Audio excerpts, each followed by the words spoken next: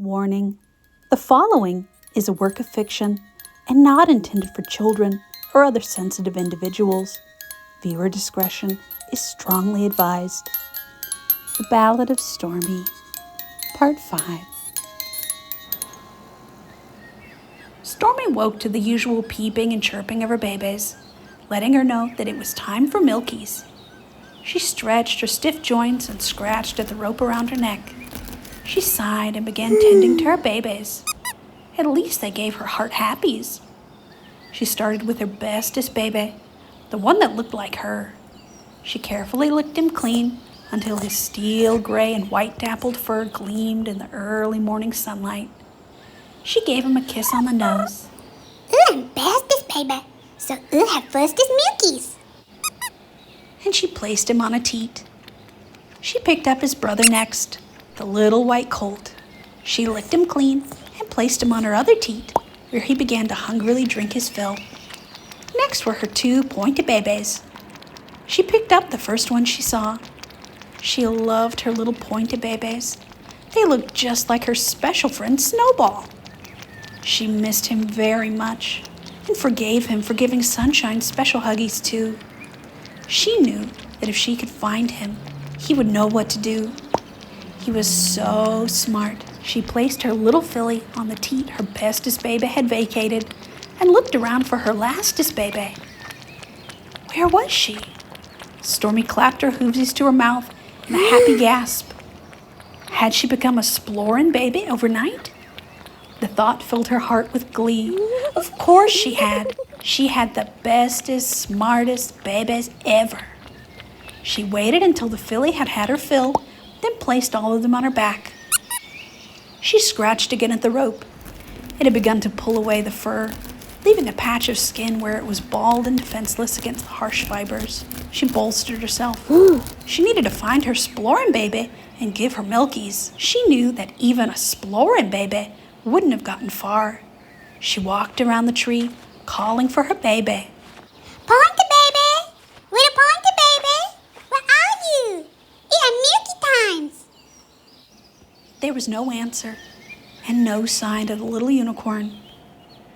Concerned, but not yet panicked, Stormy made another lap around the tree, starting on the outside and circling in. Where was she? Stormy even looked in the poopies pile, just in case she had fallen in while doing good poopies. But she wasn't there either. Panic set in fully. Stormy knew she had 4 babies. She had licked them and hugged them and fed them and loved them. She began to run around the tree, the rope gagging her and choking her when she ran out of slack. At last, exhausted, she sat down and covered her face with her hoovesies. Stormy no can find pointy baby! Stormy in bed, mama! She choked a little as she cried. She'd worn her throat out from yelling for her baby and crying and thirst. She wandered back to the tree, looking hopefully in the bottom of the fast food cup. The morning dew had collected there during the night. Only a few sips, not enough to slack her thirst, but enough to keep her mouth from being so horribly dry. She had been looking for her other pointed baby for some time, and the sun had risen to its peak. Her remaining babies started to wiggle and chirp as hunger settled in. She carefully rolled over onto her side, allowing her babies to crawl over her fluff to her teats. The little white earthie latched onto a nipple before her bestest could latch on. Stormy booped him on the nose, causing him to detach with a pop and a startled peep. No, bad baby. Bestest baby gets to drink milkies first. The little colt hiccuped and rubbed his nose. She picked him up and hugged him. There. Mama love you. But baby has to be good baby and let bestest baby drink firsties. She hugged the little colt until her bestest was finished. Then she let him drink. She began to think about names. Mommy hadn't come back yet, and they hadn't named her babies before tying her to the sorry tree. She gently stroked the fur of her bestest baby, who suckled on one of his 4 hooves. Who names it? Cloudy. Cloudy wiggled happily as his name took. Stormy stroked her remaining pointed baby, who was happily nursing. She thought about how much she looked like her special friend. Her name's Snowflake. Snowflake wiggled happily and let out a tiny burp. Stormy picked up the white colt. He detached with a pop from the teat. He wasn't finished eating yet, and so he peeped in discomfort and distress and earned another nose pop.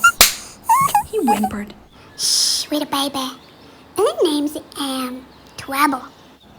Trouble wiggled, but mostly from pain than from the joy of having a name. She set him down again, and he desperately latched onto the teat. He was still hungry. With the babies drinking from her every few hours, Stormy quickly became more and more dehydrated. With only a few sips of dew each morning, it wasn't nearly enough to slack her thirst. Beyond the reach of the rope, there ran a gentle stream of fresh, clean water. She sighed and resigned herself to chewing on the tallest grasses that still had a little liquid in them. They tasted terrible. She suddenly sat down with a plop and began to cry again. This was all too hard. She didn't understand why she was a bad Fluffy. She'd never made bad poopsies until the very end. She had never demanded toys or sketties. She hugged her babies for comfort. Her 3 remaining babies. She wept bitterly at the loss of the 4th. She counted them again to reassure herself. 1, 2, 3. And then she noticed that Snowflake had opened her eyes. Her eyes were the same sky blue as Stormy's. She gasped, filled with pride. Hello, baby. Hello. Snowflake, her eyes finally open, took in her mama for the first time. Her beautiful gray fur and white dappling, filthy and covered in mud. Her long white mane, matted, grimy. She put her tiny arms up for a hug, and Stormy obliged, hugging her close to her chest. Stormy was so proud and happy. She eagerly watched the rest of her babies with Snowflake. Cloudy, her bestest baby, opened his eyes next. He had beautiful green eyes, like Snowball, and she immediately began to praise him, picking him up. Snowflake was dropped casually, peeping in surprise as she bounced safely onto the soft grass. She gave Cloudy kisses all over his precious little face, and he giggled. Hello, bestest baby. Mama, I'm so proud of you. She carefully placed him on a teat to feed. She looked at Trouble, who was indeed opening his eyes. They were a rich, deep cocoa brown. He looked up at his mama with wide-eyed admiration. This pretty mare was his mama? He had such heart happies. Unlike his siblings, he noticed the rope digging into his mama's neck and the dried boo-boo juice there. Instead of fear, however, his tiny heart filled with concern and compassion. When Mama picked him up, he hugged her with all his might, trying his hardest to fix her hurties. Ugh, poopy places. But Mama loved it anyway. She gave him a small hug, and Trouble sighed happily. He loved his mama so much.